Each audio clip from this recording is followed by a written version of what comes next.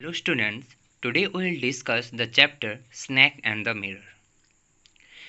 In this chapter, the writer tells us the story which was told to him by a homeopathic doctor.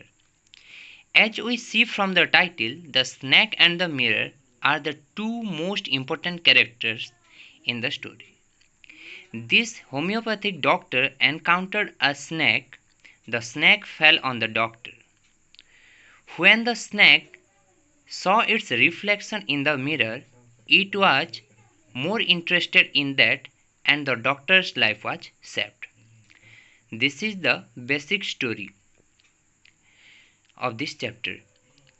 In the beginning of the story, the homeopathic doctor asked the writer and the group if anyone had ever been raped up by a cobra snake. Then the doctor narrated his story. In this chapter, the homeopathy doctor described his story or narrating his story to a group of people and the writer. Later, after listening the story, the writer wrote this story. It was a hot summer night, almost 10 o'clock. He was returning home after having his dinner at the restaurant. As the doctor was opening the door of his room, he heard a noise from above. But he did not react because he was used to such noises. It was noise of rats. There were many rats in his room, so he was used to the noise. But the doctor was not worried about the noise because daily he listened such noises. He had taken a small room on rent. As he had just started his medical practice, he was earning very less. That is why he was living in such a shabby, dirty condition. He had only 60 rupees in his bag and some shirts and dhotis to wear, and a black colored coat. The vest he used to wear was not so white, means that was dirty. The doctor was practicing medical. It was his beginning of his career. That's why he was not earning more and he was belonging to a poor family.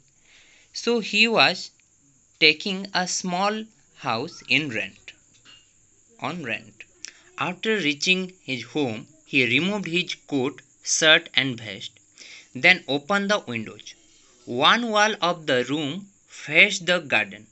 The roof had tiles on it and the gable was supported by the beams. And the gable was full of rats which went in and out of the room through it. And in his room, a number of rats are there. They entered by the gable and they went in and out by it.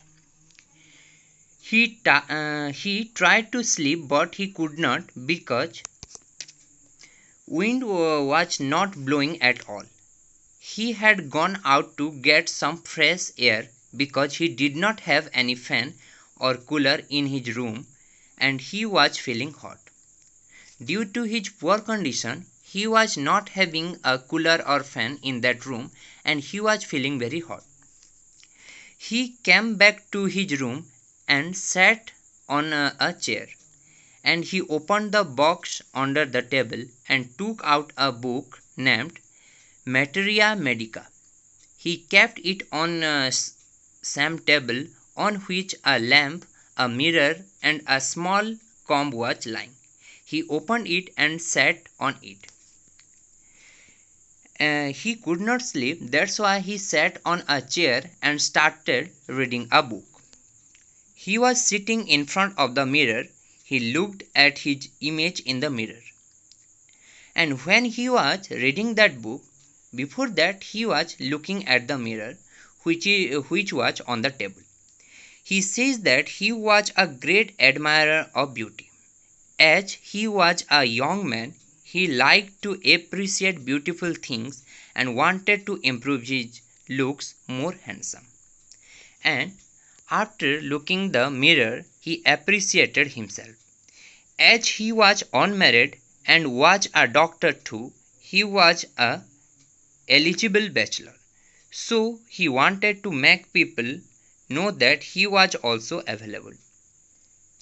And he wanted to get married, and just because he was a doctor, so he thought that he should be look more handsome.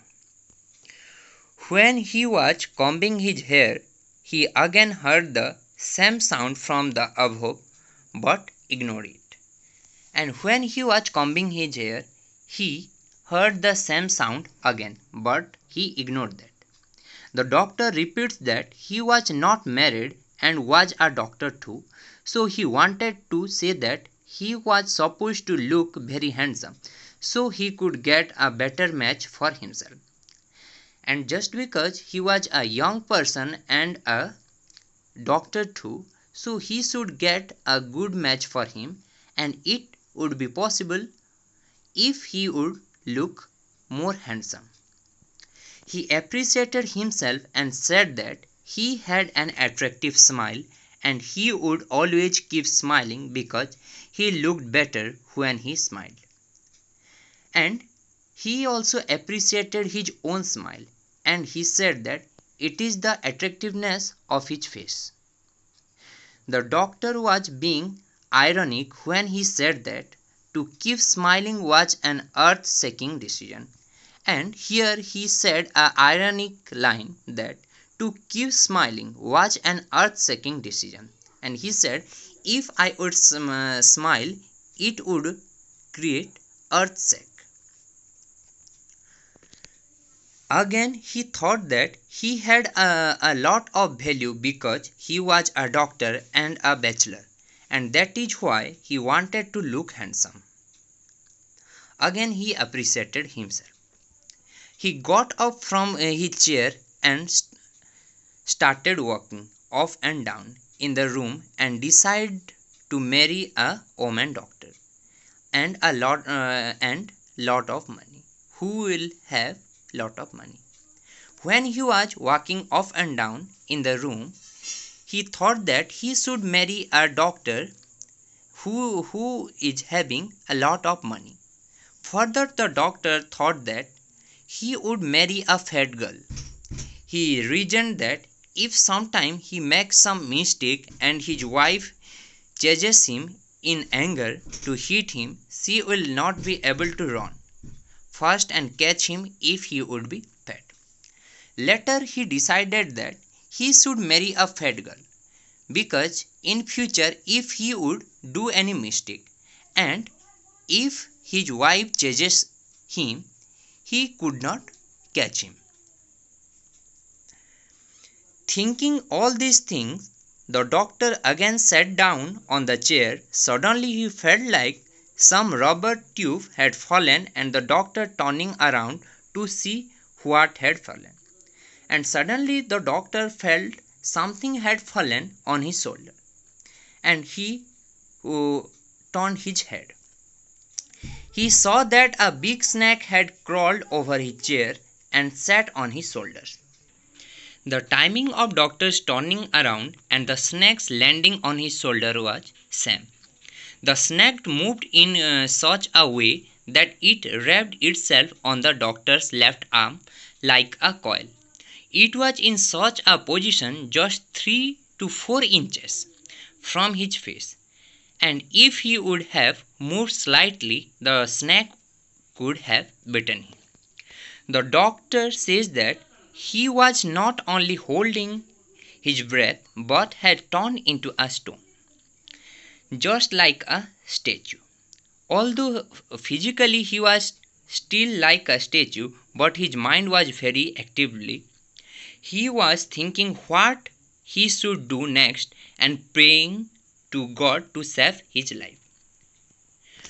When he suddenly turned his head and saw that there was a snake wrapped him like a coil, he was surprised, but he could not do anything because if he would move, he might be bitten by the snake. So he thought that if the snake bite him, then what would he do? Which medicine he would take? And then he recalled that there was no medicine in his room. But he was active in his mind, and he was thinking, if the snake would bite him, then what sort of medicine he would take. But later he thought that he doesn't have any medicine at his home. He felt that he was a poor, foolish and stupid doctor. He smiled at his foolishness. The doctor felt that God appreciated the doctor's realization of his mistake. Something favorable happened and the doctor's life was saved. And he blamed that he was a foolish, stupid and poor doctor. And he smiled at his own foolishness.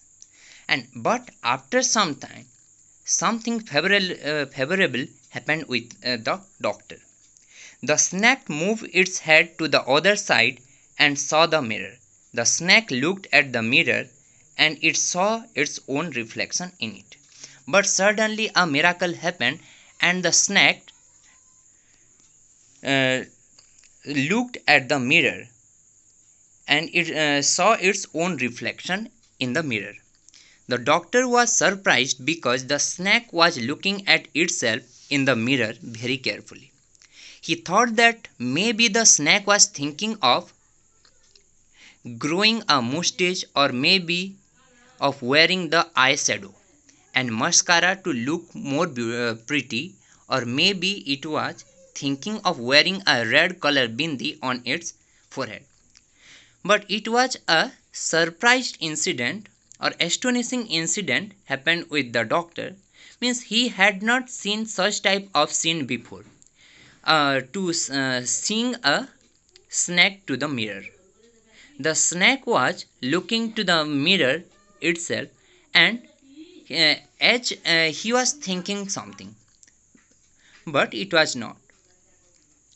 Then the snake crawled from his arm and started crawling over the table. Then the miracle happened, and the snake crawled from the doctor's arms and started crawling over the table. It crawled very close to the mirror and started looking itself. Then suddenly very quietly moved out of the door, jumped from the garden, and the doctor ran away. And when the snake was busy in looking itself in the mirror, and it moved from the doctor's shoulder, suddenly the doctor very quietly moved from that place and ran away. All the people who were listening to the doctor's story got relieved and took a deep breath after they came to know that he was saved. And as we know, this is a story narrating by the homeopathic doctor to a group of people, and that group of people got relaxed when they came to know that finally the doctor saved from the snake. And someone from that group asked him whether his wife was fat.